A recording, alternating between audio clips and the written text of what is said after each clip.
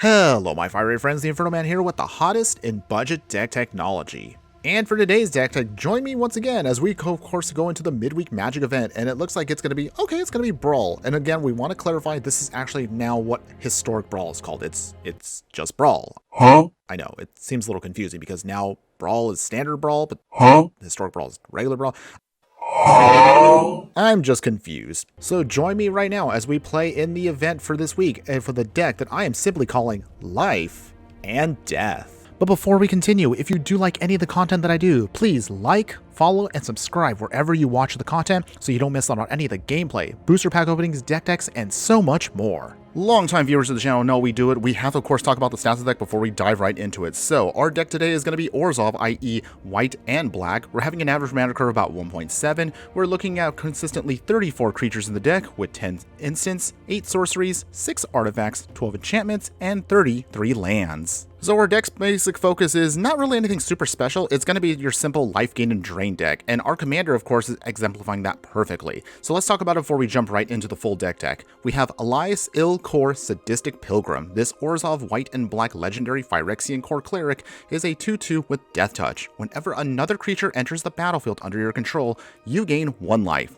Whenever another creature you control dies, each opponent loses 1 life. Nothing super crazy, no nonsense, it just gets right to the point. But because of how our deck is designed, we took the advantage of the fact that we can actually also have a companion, so we're kind of cheating a little bit here, so bear with me. You've seen me play this card a couple times, Lures the Dream Den. It's not anything special that we haven't already seen before, but again, the cat does give us the major advantage of being able to cast one of our permanent spells with a mana value of 2 or less from our graveyard. However, its companion ability means that our deck is restricted to only 1 and 2 drop permanents. Still, even with our deck, we were able to do very well with this, and you're going to see why in just a moment. So let's talk about the creatures. Again, because this is a Brawl deck and it's super long, we're not going to go over every single part of it, just going to again touch upon the more important cards in a bit. In the 1-drop, your creatures begin with Leonin Vanguard, which gets bigger, of course, if we gain life. We have 3 or more creatures on the battlefield. Lunarch Veteran will also give us some 1 life as long as another creature enters the battlefield under our control, along with Soul Warden, but this of course means that we can take advantage of the fact that it does it for all sides of the battlefield. Thraben Inspector gives us a clue. Traveling Minister can be tapped for a little pump and also life gain. Cauldron Familiar here, we do have the Cat Oven combo in the deck. Changeling Outcast here, nothing really special, but it just gives us some free damage since it can't be blocked. Serrated Scorpion, when it dies, will allow us to do a little bit of life gain and drain. Shambling Ghast here can give us a treasure token to help us do some pseudo ramping or take out a creature with its -1/-1 ability. Stitcher Supplier will help us mill. This is actually going to be something we'll talk about a little bit later on with another card. And part of the Dire Moon here has Death Touch and Lifelink, which makes it a great blocker. In the 2-drop slot, we have a Adonto Vanguard for a little bit of aggro here, and also it can give itself protection with Indestructible. Ajani's Pridemate, one of our small little payoffs here, because as long as we keep gaining life, it'll get bigger. Ambitious Farmhand here can help us do a little bit of pseudo ramping and can flip into a life-linking 3/3. Cathar Commando here can be sacrificed to destroy an artifact or enchantment. Hallow Priest here also will get bigger, just like the Ajani's Pridemate with some life gain. Nyx's Fleece Ram here gives us some incremental life gain without doing anything else.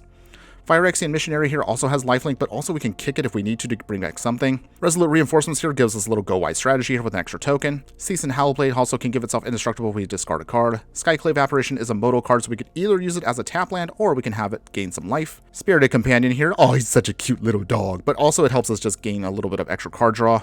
Daxos here also for some life gain. Voice of the Blessed, one of our major payoffs for the deck, because this card, of course, can do a lot of damage. I'll talk about this real quick before we continue. The Voice of the Blessed is a Spirit Cleric that's a 2/2 that says whenever you gain life, you put a +1/+1 counter on it. And as long as it has 4 or more counters, it has Flying and Vigilance. And as long as it has 10 or more counters on it, it has Indestructible. So if you can get this all the way up to that many counters, you can close out the game very quickly. Blood Artist here has got to be a stable, life gain and drain whenever we have a creature die. Jadar gives us a free zombie every single turn, and of course that'll help us trigger off our abilities. Knight of Dust Shadow here is only here because we need to make sure our opponents don't try to do some life gain and drain, so we can turn off their life gain. Priest of the Forgotten Gods here can help us just sack some creatures to get some more value out of them.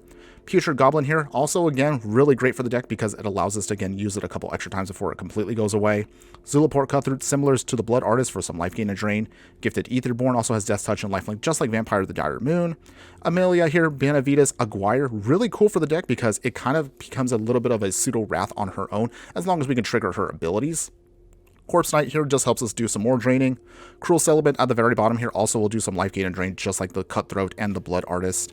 Now, as far as your instants and sorceries, most of them, again, are going to be focused around sacrificing things for value. So we have Annihilating Glare's removal, Bloodcheese Thirst, we have Bone Shards, we have Eaten Alive, Fatal Push, Malachor Rebirth to bring something back, but it can also be a tap land in a pinch, Village Rite for some card draw, Warlock Class for also some more draining, Sunset Revelry here can help us kind of reset our board a little bit and regain some of our lost creatures, Valorous Stance here to protect something, or we can destroy something that's bigger than us, Costly Plunder for another bit of card draw, same with Deadly Dispute, Infernal Grasp for more removal, Fracture to get rid of anything that's not a creature, Orzhov Charm here, really cool for the deck because again it has a lot of different value to it depending on what's going on the battlefield.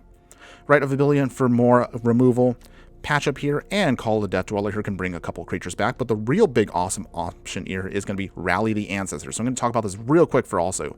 Rally the Ancestors here is a 2 white and X that says for instant speed, return each creature with a mana value X or less from your graveyard to the battlefield. You exile those creatures at the beginning of your next end step and then exile Rally the Ancestors. This card here, along with say Corpse Knight, will allow us to then just drain out our opponent if we do get a Wrath on our side of the board. So this is going to be a really sweet card for us if we can make sure to pull off that combo if we have to in a pinch. As far as your artifacts and enchantments go, again, it's going to be mostly just stuff to support the game plan. A Mishra's Bauble here for free card draw, a Johnny's Life Gain for more life gain, Deafening Silence to turn off combo decks, Kaya's Ghost Swarm for, again, extra protection for our creatures and our commander. Soul Guy Lantern will help ensure that no one else can do graveyard shenanigans except us. Griffin Airy here can give us some free value as we keep gaining more life, we keep getting more Griffin creature tokens.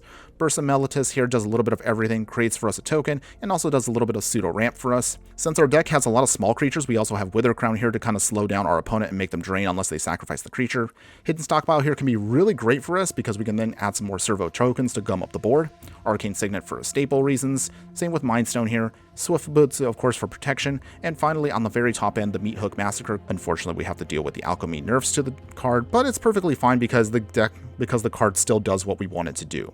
As far as your land base is, mostly going to be, again, just a little bit of everything that we can afford. So we have a Castle Ardenvale, Gate to the Citadel, some plains, some swamps, another Gate to the Black Dragon, Bajugabog for more graveyard hate, the Thriving Lands. Remember that, again, this is a mostly budget deck, so that's why we mostly have tap lands here. But if you can upgrade the mana base on your own, more power to you. But you basically get the idea here. And with the deck tech info out of the way, let's again go over some very general tips for you for the deck. One of the biggest advantages that you're going to have with this deck is you are super low to the ground. Even though it does look a little bit low to only have about 33 lands and only 1 and 2 drops, by all means, that doesn't mean this deck is weak in any way, shape, or form. You saw that you can definitely block for days with a lot of your Death Touch creatures. There's a ton of ways you can gain life, so this way you can sponge hits and then take a couple of extra turns that normally on regular decks, you probably would end up dying on the spot.